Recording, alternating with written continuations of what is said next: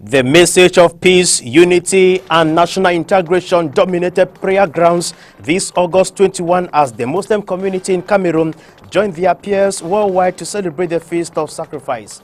Echoes of the celebration in these newscasts. That is my lone top story, ladies and gentlemen. Good evening and thanks for joining me. I am Henry Wana at the Anchor in Douala. At the explanade of the post office in Bonanjoyeri in Douala, Muslim faithfuls have been called to promote peace, unity, and living together. Homage has also been paid to the leader of the Hausa community in the Littoral, Southwest and Northwest region who died yesterday. Peter Sose reports. Allahu Akbar, Allahu Akbar. Not the usual mammoth crowd of faithfuls at the Bonanjo prayer ground in this year's Tabaski celebration. Very few Muslims could brave the downpour for prayers. The message, however, from the Grand Imam of the Douala Central Mosque was timely for a country sailing on high tides, a call for unity and patriotism. A real Muslim must be exemplary and must conform to the laws of the state. The volatile security situation remains an important factor to the conduct of the upcoming presidential elections, and to avert danger, the intervention of Allah is a desperate necessity. It is important to pray for the elections so that our country will not be plunged into what we see in neighboring nations. Administrative, municipal, traditional and religious authorities in the economic capital also prayed with their Muslim brothers. The sacrificial slaughtering of the ram was conducted to remind Muslim faithfuls of the significance of the Feast of Sacrifice, which portrays the faith of Prophet Ibrahim towards Allah. At the camp in Douala, peace and harmony was at the center, especially on the ongoing crisis in the Southwest and Northwest regions for peace to return. Darlene Feje report. No to killings from either side in the Northwest and Southwest regions. Yes to peace and unity in Cameroon. The key message of Imam Sheikh Mubarak on this special day of the Feast of Sacrifice. Nobody have right to kill another. We have to live together. That is what God said to Abraham and refused him to kill his son and give him a ram. To hear about that, the child need to be educated, need to be free to practice in freedom is religion, need also to go to school, need to live together and near to his parents, his father and mother. The sacrifice come that to tell us around our tradition that we should stop to sacrifice humankind, our society. We must stop for that.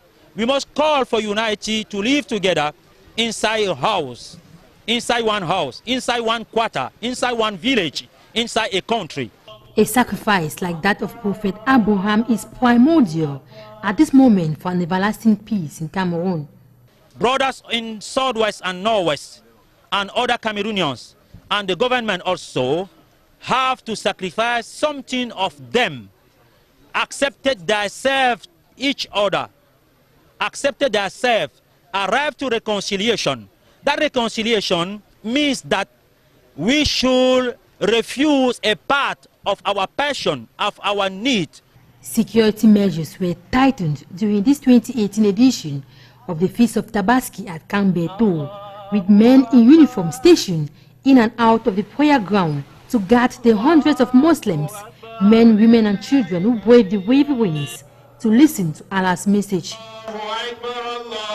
The traditional slaughtering of the sacrificial ram, a reminder of Prophet Abraham's obedience to Allah, crowned the service and paved the way for further celebrations and sharing. It was a similar message at the Boya Central Mosque as well as the Moya Mosque on peace, unity and national integration as Muslims celebrated the Feast of Tabaski this Tuesday, August 21. Clarissa Koe reports from Boya.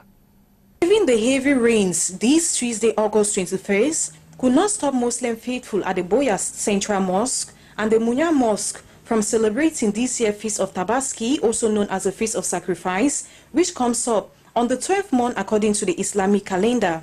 Tied to reconciliation and respect for the principles of Allah, His Eminence Alhaji Muhammad Abubakar, Imam of the Boya Central Mosque, during his sermon, made an appeal for Muslim faithful to emulate the footsteps of Abraham by conforming to the principle of the religion while ensuring a respect of children's rights to education. We can learn from this act of Abraham that when you are submitted to the will of God, things are bound to happen in your life. You must be an educated person for you to worship God the way He actually wants you to worship Him. And so education is priceless. There is nothing that we can do to sacrifice the education of our children. On his part, the Imam of Munya Mosque, Abu Bakr Amadou, during his sermon lamented on the far-reaching negative consequences of the current Anglophone crisis, which has forced many Muslim faithful of the community to flee, could only hope for peace, was a common view shared by the chief of the Munya Mosque. Someone will listen concerning peace, because peace is a part of their life. Because without peace, we cannot stand here today. Because anything we want to do, we're supposed to put peace before. Just pray to Almighty Allah. This is our crisis. Almighty Allah protect us. To other celebrants, very important and delicate day. The day that was being prescribed by Allah subhanahu wa ta'ala to us the Muslims.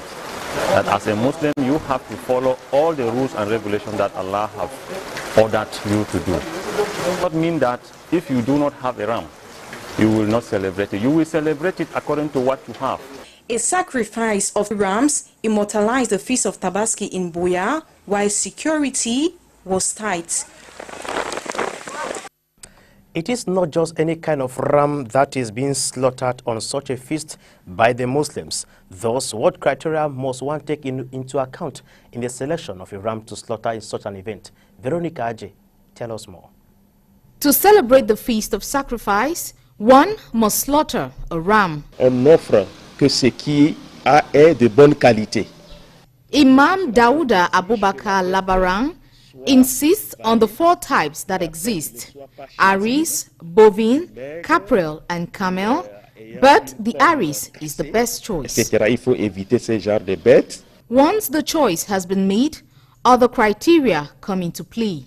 Si c'est l'espèce de caprin, the sacrificial lamb must be aged between 14 months to 1 year for the caprel, 4 years for the camel, at least 2 years for the bovine, and must be fully 1 year old for the Aris. L'idéal pour le musulman, c'est d'avoir un bélier. Also, the lamb must be healthy, not have a broken tusk or rashy skin. Eid al-Adha, or Feast of Sacrifice, is the second and holiest of the two Muslim holidays. It honors the willingness of Abraham, to sacrifice his son Ishmael as an act of obedience to God's command. Ces bêtes aussi ont une vie, une âme. Mais to Imam Daouda Abubakar, one must never forget the ram has a soul and must be respected. Lorsqu'on veut l'immoler, donc l'immolation se passe d'un coup. As such, the sacrificial lamb must not suffer before its death. It is an offering and must be of good quality and pleasing to Allah. As Muslim faithful celebrate the feast of the Ram this day, it is important for us to trace the root of the feast of sacrifice. Once more, Veronica Aji.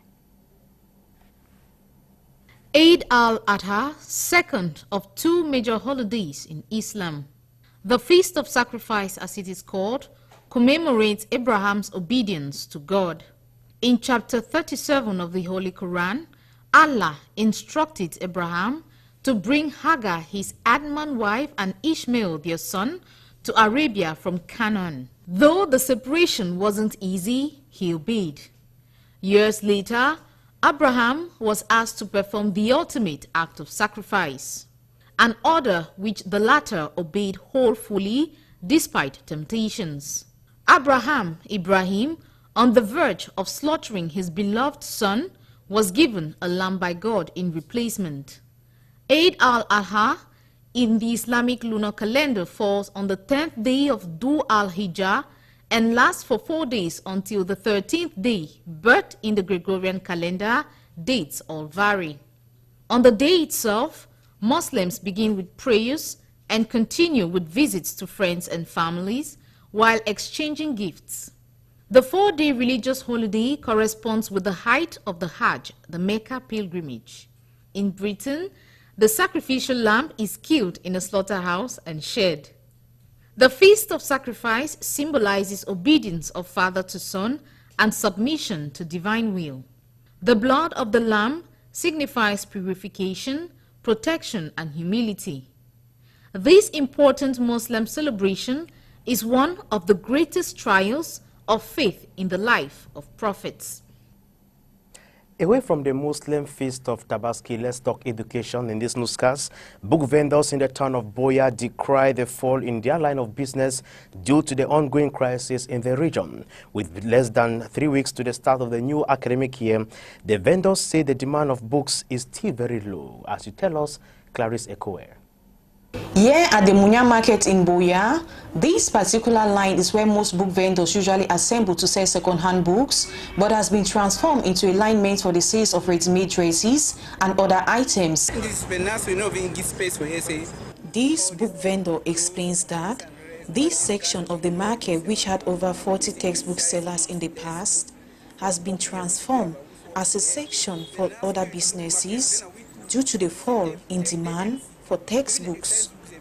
Even with the approach of the 2018-2019 academic year, where mid-August is considered as a rush hour, with several groups of book vendors usually spotted almost everywhere, the case is however different, as a few book vendors who could be spotted selling have decried the slow rate at which business is unfolding. Last year it is a little bit slow this time because what we used to experience by the 15th of August, parents buy because they send their children to school. Also, following the prescription for the use of a single textbook per subject by pupils and students, book vendors further express their frustration, which has forced them to operate other businesses and services alongside the textbook business which they operate. The problem here is because of the socio-political problem that we're facing in this area. The problem is the Ministry of Secondary Education, that they have changed all the books. They have implemented a new policy, book policy, that has affected booksellers. Also, to some few parents who wish to buy the newly prescribed textbooks, their main challenge is the unavailability of the books in the market. I cannot even find the number of books that I want. You can find, they tell me, you find only 2 tables, so scanty. Despite these challenges, parents, students and book vendors in Boya are optimistic about the 2018-2019 academic year, which is expected to start in less than 2 weeks from now. Let's stay in Boya, whereby we are told the turnout for school resumption registration is still relatively low. According to denizens, they are uncertain about an effective school year in the region. Pelagie Ekweni reports. As the clock keeps ticking, some parents and students are counting seconds and minutes to the start of the new academic year come September 2018, a situation which is contrary to some parents in the town of Boya. Now, for school resumption 2018-2019, I have gone to school to see if I can retrieve the GC results slip so that I can at least register the child and then be sure that this child is going to go to this particular school, and then can I go in for the other items. If not, I cannot go in for items that I'm not sure if the child has to go to school or not. Anything, because we are still afraid, we don't know what next will happen. We don't know anything yet. We are paying school fees or buying materials when we are not sure of the next academic year. So we don't know anything. We're still waiting for God's intervention. Also, with the notion that adequate preparation prevents poor performance, some still find this preparatory stage a tough one. See, the economy is not as before. The liquidity is not there. So I've just come to pick up some items which I know are very essential. To these material vendors, the back-to-school business is really not the best. We're just managing. As to compare to last year, this year is very, very slow. As to compare last year. Actually, things are not really moving, because the atmosphere is not really that good. Last year it is a little bit slow this time because what we used to experience by the 15th of August, many parents buy because they send their children to school, not waiting for September. But this time around, the thing is very, very slow. In fact, it's just showing as though there's no school. In the meantime, denizens in Boya are on a side watch to figure out how it all goes with regards to school resumption this year. Let's now get news out of Cameroon with the VOA. If you met Dasha Reed on the street, you would probably not guess she suffered brain damage as a child. But you might notice something odd if upon second meeting, she did not recognize you. Face processing is especially dependent on the right temporal lobe, and so it's on the side here. Although she is generally recovered, Reed now suffers from prosopagnosia, or face blindness. With support from the National Science Foundation, psychologist Brad Duchesne and his collaborators at Dartmouth College are studying how people recognize and process faces. My main interest is trying to understand the organization of the normal brain. And we use these brains that have suffered brain damage to try to make inferences about the way the normal brain operates. Although acquired prosopagnosia was first formally described 150 years ago, it is rare and not well understood. Duchesne has gathered 20 participants with the disorder to create a database with results from a battery of tests. You ready? Mm-hmm. Like the famous faces task. I don't know.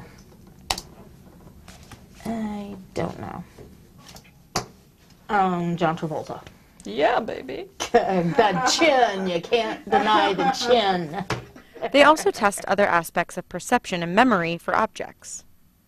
And so imagine that we find somebody who suffered brain damage and they can't recognize faces any longer, but they can still recognize cars in a parking lot and they can recognize scenes and things like that. What that suggests is that faces are processed by different mechanisms in the brain.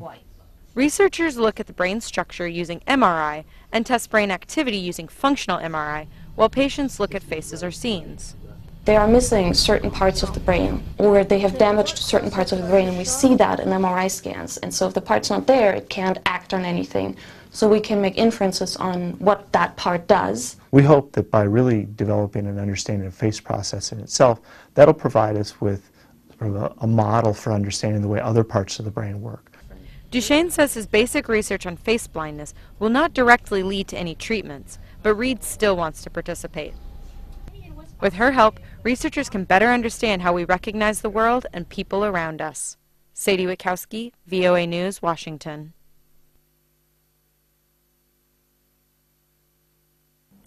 And that does it for today's English Primetime on Spectrum Television. We thank you all for your kind attention. See you tomorrow. Good night.